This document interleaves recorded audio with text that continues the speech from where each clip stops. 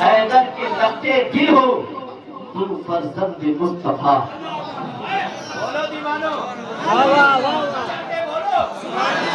کسی اور نے نہیں کہا تھا، یہ ہم سبوں کے آقا نے فرمایا تھا. الحسین منی، سنو، الحسین منی وانا من الحسین. حسن حسین مجھ سے ہے اور حسن حسین میری بیٹی کے بیٹے ہیں. گویا وہ میرے بیٹے ہیں اور میرا سلسلہ حسب و نسب حسن حسین سے چلے گا. قربان جاؤ اشرفیو، تم اپنی نسبتوں قسمت پر جتنا ناز کرو وہ کم ہے. کم اس لیے ہے کہ تم حسنی حسینی آل رسول کے دربار میں حاضر ہو جس کے تعلق سے کوئی اور نہیں. ہم سبوں کے آقا نے فرمایا تھا حسن حسین میری بیٹی کے بیٹے ہیں، گویا وہ میرے بیٹے ہیں اور میرا سلسلہ حسب و نسب حسن حسین سے چلے گا. تو مولا علی کے بیٹے امام حسن و حسین ہے، امام حسن و حسین کے بیٹے امام حسین کے بیٹے امام زین العابدین، امام زین العابدین کے بیٹے امام محمد فاخر، امام محمد فاخر کے بیٹے امام جعفر صادق، امام جعفر صادق کے بیٹے سید اسماعیل عرج، سید اسماعیل عرج کے بیٹے سید ابو الحسن محمد، سید ابو الحسن محمد کے بیٹے سید اسماعیل ثانی، سید اسماعیل ثانی کے بیٹے سید موسیٰ علی، سید موسیٰ علی کے بیٹے سید ابو حمزہ احمد، سید ابو حمزہ احمد کے بیٹے سید ابو عبداللہ حسین سیف، سید ابو عبداللہ حسین سیف کے بیٹے سید ابو عبداللہ حسین سیف کے بیٹے سید جمال الدین، سید جمال الدین کے بیٹے سید اکمل الدین، سید اکمل الدین کے بیٹے سید محمد مہدی، سید محمد مہدی کے بیٹے سید محمود نور بخشی، سید محمود نور بخشی کے بیٹے سید تاج الدین، سید تاج الدین کے بیٹے سید ظہیر الدین، سید ظہیر الدین کے بیٹے سید نظام الدین علی شیر ہے اور سید نظام الدین علی شیر کے بیٹے سید عماد الدین نور بخشی ہے اور عماد الدین نور بخشی کے بیٹے سلطان ابراہیم نور بخشی ہے اور سلطان ابراہیم نور بخشی کے بیٹے سلطان سید اشرف جہانگیر ہے.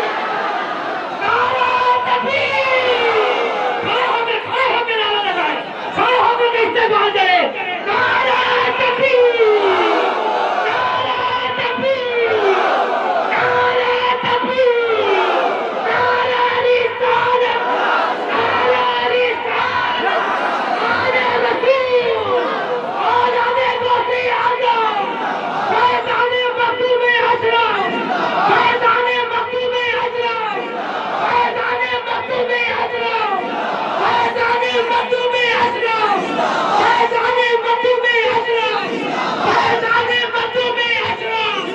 نعرہ حیدری، نعرہ حیدری، نعرہ حیدری، نعرہ تکبیر، نعرہ رسالت.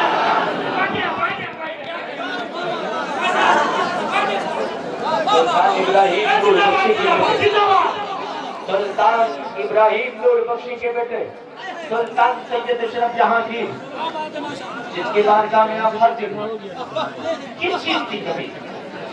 سونے کی کمی، ہیرے جواہرات کی کمی، لو لشکر کی کمی، کس چیز کی کمی تھی؟ جب سلطان سید اشرف جہانگیر سمنانی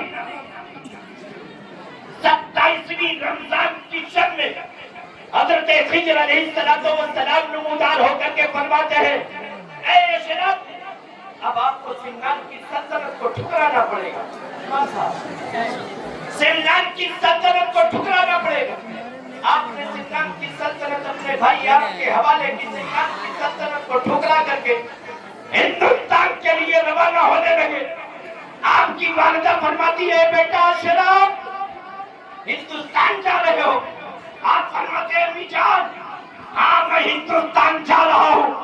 آپ کی والدہ فرماتی ہے بیٹا اشرف اگر ہندوستان جا رہے ہو تو ان سپاہیوں کو اپنے ساتھ لے لو، ان لاؤ لشکر کو اپنے ساتھ لے لو.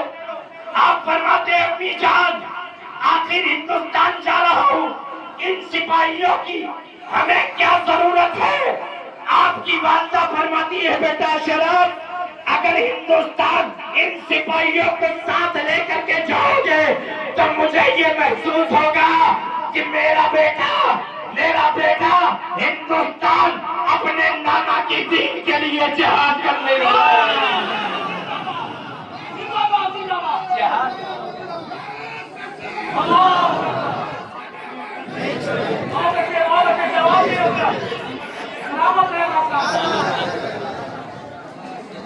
جہاد کرنے کے لیے آپ نے سندھ کی سلطنت کو ٹھکرایا، ہندوستان کے لیے روانہ ہوئے۔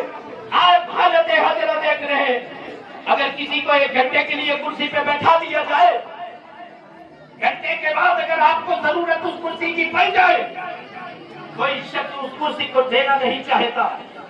کسی کو کسی منصب پہ بیٹھا دیا جائے، وہ منصب دوبارہ کسی کو دینا نہیں چاہتا۔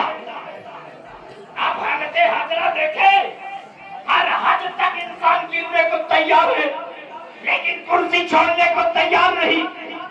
میں نے مکتوب سمنا کی بارگاہ میں عرض گزار ہوا، اے شراب، آخر آپ نے سنان کی سلطنت کو کیوں ٹھکرایا؟ آپ نے کیوں ٹھکرایا؟ اس دور جدید میں تو میں دیکھ رہا ہوں، کوئی 5 سال کی کرسی کسی کو مل جائے وہ ہر حد تک گرنے کو تیار ہے لیکن کرسی چھوڑنے کو تیار نہیں۔ آواز آتی ہے کیا کہ میں نے جو سنان کی سلطنت کو ٹھکرایا ہے وہ رب کی رضا کے لیے ٹھکرایا ہے، رب کی خوشنودی کے لیے ٹھکرایا ہے۔ مجھے جواب مل گیا کہ اشرف نے سنان کی سلطنت کو ٹھکرایا رب کی رضا کے لیے، تو اللہ رب العزت نے آپ کو مقام عطا کیا۔ اے اشرف، تم نے میری رضا کے لیے اگر سنان کی سلطنت کو ٹھکرایا ہے تو میں تجھے ایسی سلطنت عطا کر رہا ہوں جو قیامت تک قائم و دائم رہے گی۔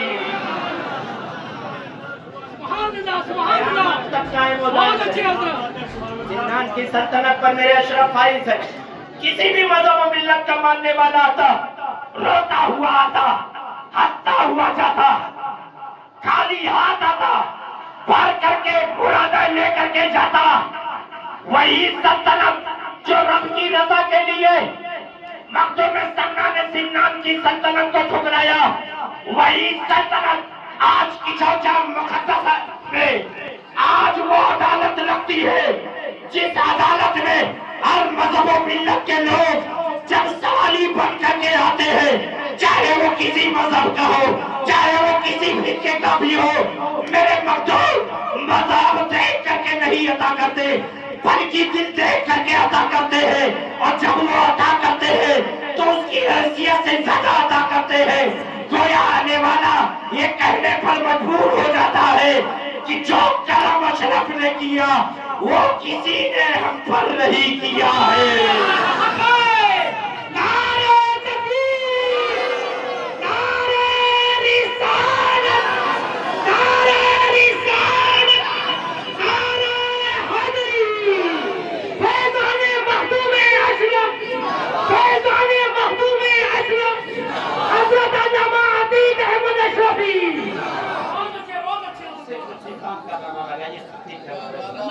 صرف سلطان کا نام، بہت اچھے اہل بیت کا نعرہ لگائیے۔ یہ فقیر اس قابل نہیں ہے کہ یہ در مخدوم کا صدقہ ہے، اس لیے کہ جب تک بکے نہ تھے تو کوئی پوچھتا نہ تھا، تو نے خرید کر مجھے انمول کر دیا۔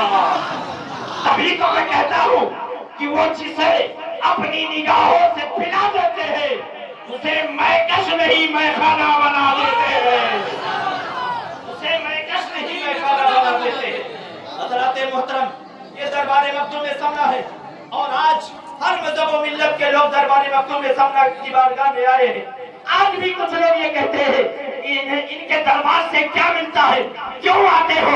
تو کسی ملا کی مت مانو، کلام اللہ کی مانو۔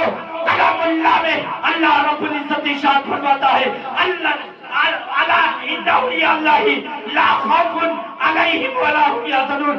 بے شک اللہ کے ولیوں کو نہ کوئی خوف ہے نہ کوئی غم ہے. الذین آمنوا وكانوا يتقون, جو ایمان لائے اور تقوی اختیار کرے, یعنی تمام فرائض و واجبات کے ساتھ کثرت سے نوافل ادا کر کے اللہ کا قرب حاصل کر لیتا ہے. رب فرماتا ہے کہ جب وہ چلتا ہے تو میں اس کا پاؤں ہو جاتا ہوں, جب وہ پکڑتا ہے تو میں اس کا ہاتھ ہو جاتا ہوں. مطلب یہ کہ اگر کوئی بندہ تمام فرائض و واجبات کے ساتھ ساتھ کثرت سے نوافل ادا کر کے اللہ کا قرب حاصل کر لیتا ہے تو بظاہر چلنا اس کا ہوتا ہے لیکن طاقت خدا کی ہوتی ہے.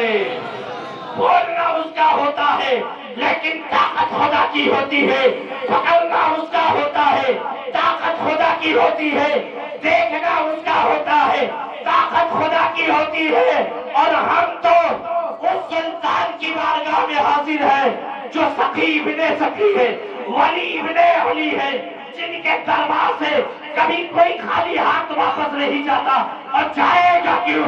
یہ میرے مخدوم نے اپنی ظاہری زندگی میں ارشاد فرمایا تھا, مجھ فقیر اشرف کے در سے, مجھ فقیر اشرف کے در پہ جو کوئی آئے گا وہ کبھی خالی ہاتھ واپس نہیں جائے گا. بہت اچھے